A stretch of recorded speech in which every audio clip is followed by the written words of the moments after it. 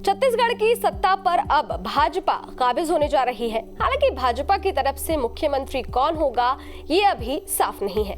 अगले कुछ दिनों में इसका फैसला हो जाएगा। भाजपा के इस जीत के पीछे की वजह पार्टी का साइलेंट कैंपेन बताया जा रहा है। छत्तीसगढ़ के चुनावी नतीजे ने सभी को चौंका दिया है। ऐसा इसलिए क्योंकि कांग्रेस को यहां पर मजबूत माना जा रहा था और मुख्यमंत्री भूपेश बघेल के चुनावी कैंपेन के आगे भाजपा कमजोर दिख रही थी। लेकिन भाजपा ने चुनावी प्रचार में जबरदस्त तरीके से वापसी की और 5 सालों से बघेल सरकार को सत्ता से बाहर का रास्ता दिखा दिया। बीजेपी के जिस साइलेंट कैंपेन की इस वक्त खूब चर्चा हो रही है वो आखिर है क्या? कांग्रेस के गढ़ में बीजेपी ने ऐसा कौन सा जादू किया कि सत्ता ही पलट गई? चलिए इस वीडियो में जानते हैं। नमस्कार, मैं हूं अदिति शाह और आप देख रहे हैं न्यूज नेशन का डिजिटल प्लेटफॉर्म। छत्तीसगढ़ का चुनाव बीजेपी के लिए किसी अग्नि परीक्षा से कम नहीं था, क्योंकि यहाँ पर बघेल सरकार के खिलाफ कोई भी नाराजगी नहीं दिख रही थी। शुरुआत में बीजेपी के पास मुद्दों की भी कमी दिखी, लेकिन बाकी प्रदेशों की तरह ही बीजेपी ने भी अपना ट्रम्प कार्ड यहां चला दिया। प्रधानमंत्री नरेंद्र मोदी के चेहरे पर चुनाव लड़ने का फैसला किया गया। इसके बाद पीएम मोदी ने छत्तीसगढ़ में आक्रामक कैंपेन की शुरुआत की। छत्तीसगढ़ के चुनाव में सबसे बड़ा मुद्दा महादेव ऐप का, जिसको प्रधानमंत्री नरेंद्र मोदी ने सबसे पहले उठाया। पीएम मोदी ने भी कहा था कि कांग्रेस ने भगवान शिव के नाम पर महादेव को भी नहीं छोड़ा। उसके बाद पूरी बीजेपी इस मुद्दे को उठाने लगी। बीजेपी ने पूरा चुनाव कैंपेन महादेव ऐप पर ही रखा, जिसको लेकर सीएम भूपेश बघेल कई बार असहज भी हुए। हालांकि वो हमेशा कहते रहे कि मेरा कोई लेना देना नहीं है।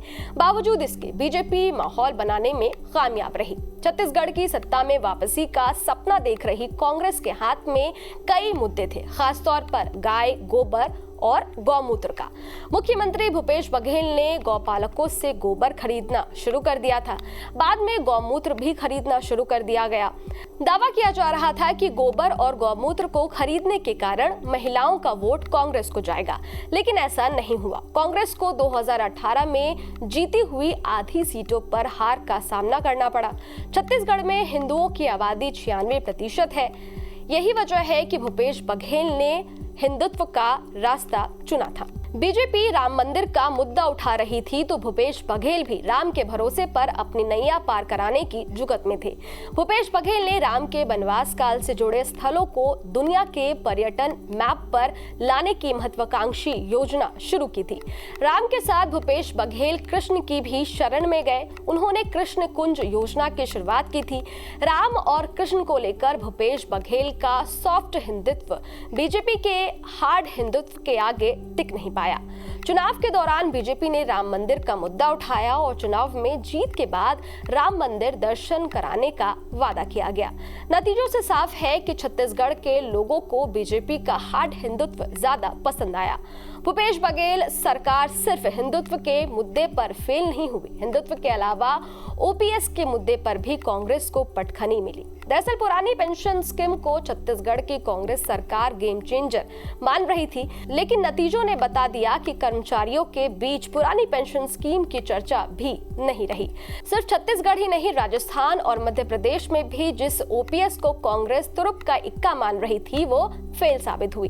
छत्तीसगढ़ के चुनाव में कांग्रेस की ओर से कई रैलियां की गई। कांग्रेस अध्यक्ष मल्लिकार्जुन खड़गे, राहुल गांधी और प्रियंका गांधी वाड्रा ने बैक टू बैक कई रैली की थी।